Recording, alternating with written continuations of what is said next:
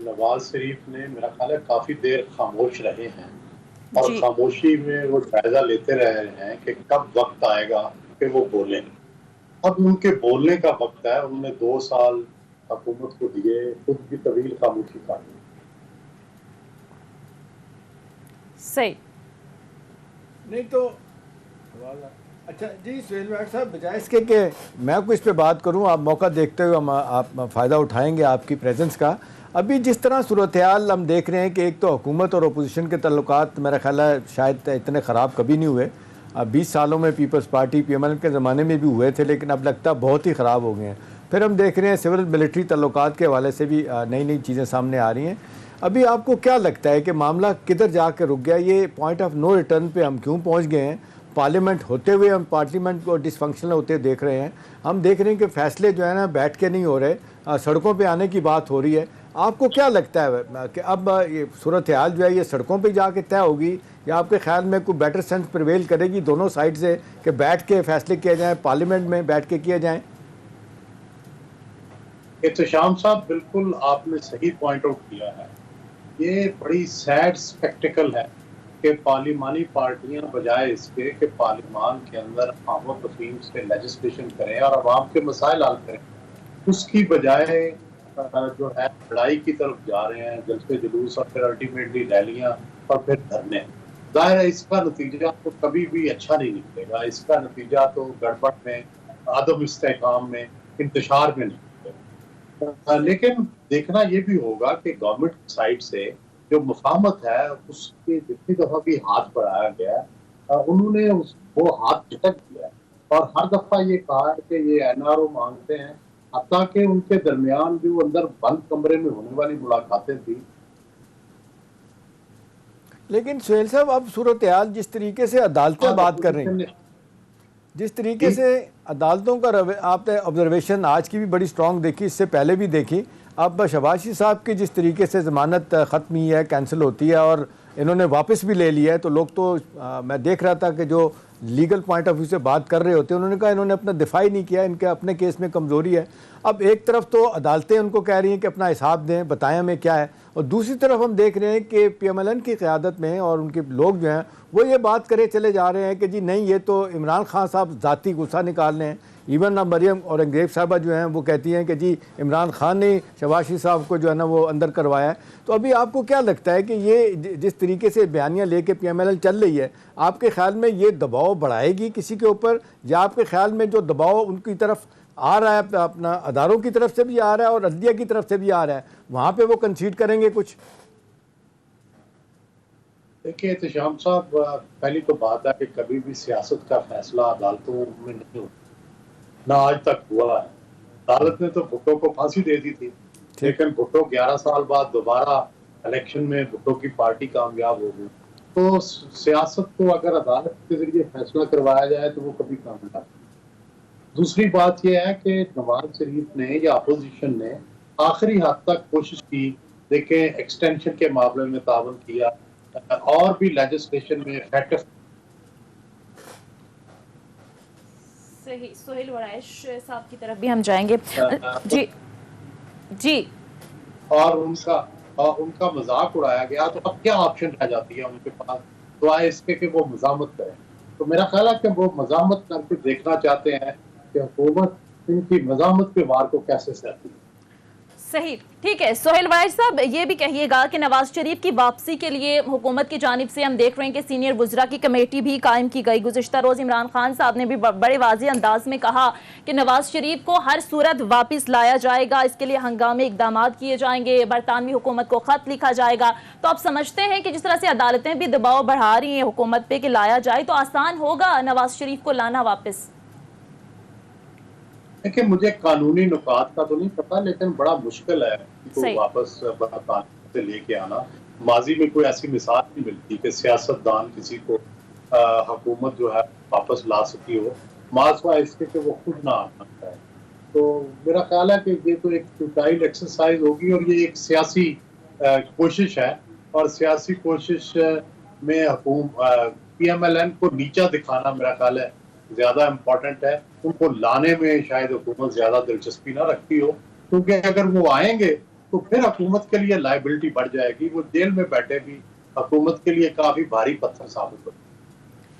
ठीक है, अच्छा एहतशाम साहब आपकी तरफ आऊँगी। अपोजिशन ने जिस तरह से अब जलसों का भी ऐलान कर दिया है और कह रहे हैं कि कोयटा से पहला जलसा होगा, इस पर भी सवालात उठ रहे हैं कि कोयटा से ही क्यों।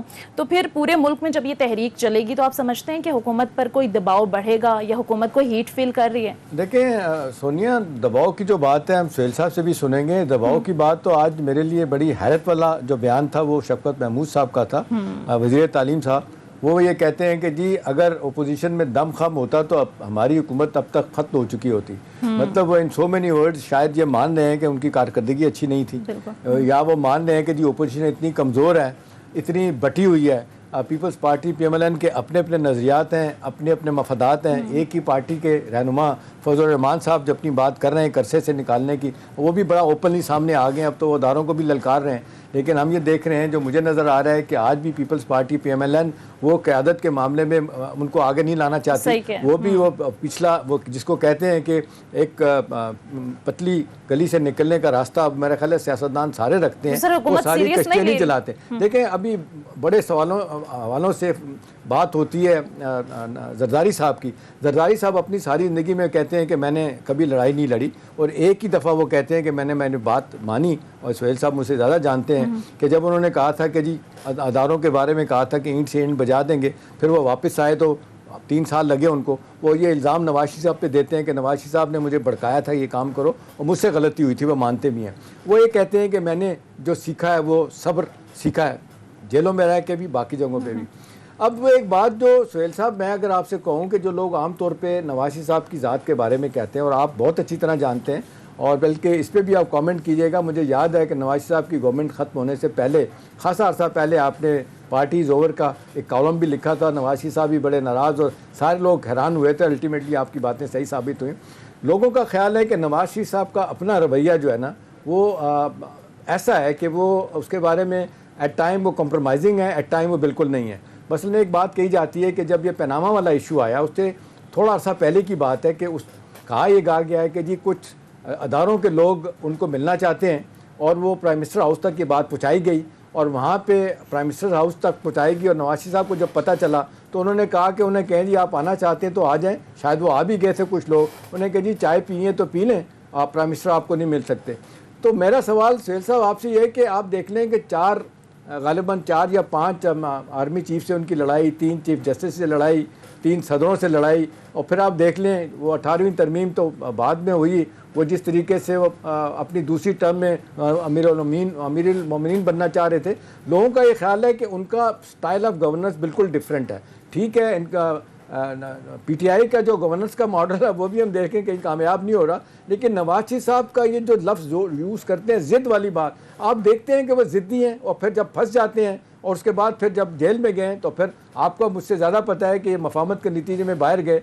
इमरान खान साहब आज भी कहते हैं और ओपनली कहते हैं उनके साथ अपने शेख रशीद साहब के उनको बड़ा दुख है कि धोखा दे के चले गए। अब लोग कहने वाले कहते हैं कि जी ये सारी चीज़ें जब हो रही थी, नवाज साहब चले गए, जब उनको मरियम को भेजने की बात हो रही थी, फिर इमरान खान साहब को ख्याल आया कि ये गलत हो रहा है, तो उन्होंने कहा कि नथिंग डूइंग, मैं नहीं होने दूंगा। तो आपको लगता है कि इस तरह ख्याल भी है, उनकी अपनी ज़िद अपनी जगह है, PTI के मामलात नायली उनकी अपनी जगह है, अदारों के साथ मामलात तय नहीं हो पा रहे, ये एक नया इशू हम देख रहे हैं। जी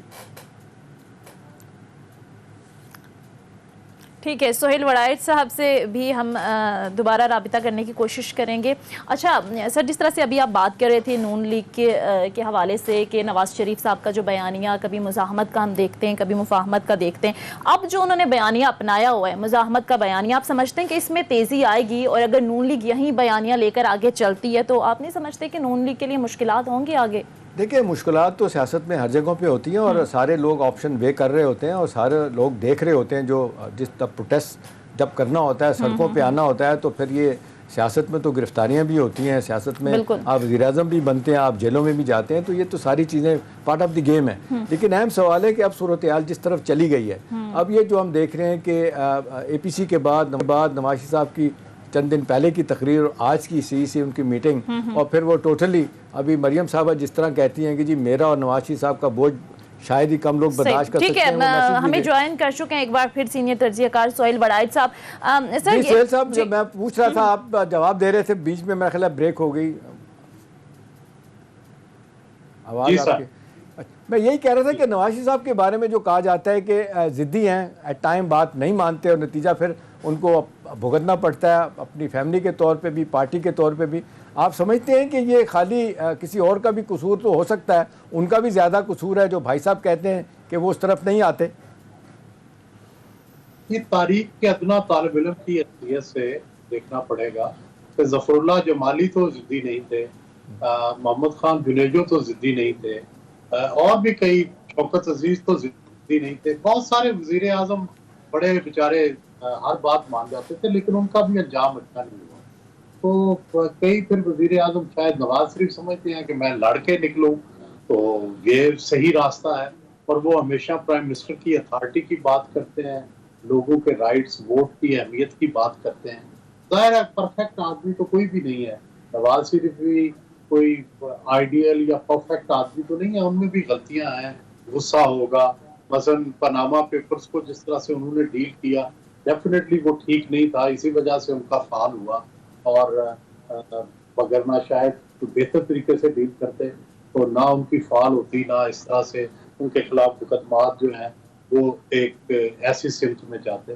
तो ये तो हर शख्सियत के अंदर खूबियां खामियां होती, लेकिन अब वो ओवरऑल सियासी तनाज़ुर में देखा जाए तो पाकिस्तान के सारे वज़ीर आज़मों के साथ ही ऐसा हुआ है, चाहे वो भुट्टो थे, चाहे नवाज शरीफ थे, चाहे मोहतरमा बेनज़ीर थी, चाहे जुनेजो थे। तो आप अच्छे भी बन जाए तब भी यही हाल है, आप डिफाइंस करें तब भी यही हाल है, आप बिल्कुल लायल होकर काम करें तब भी यही हाल है।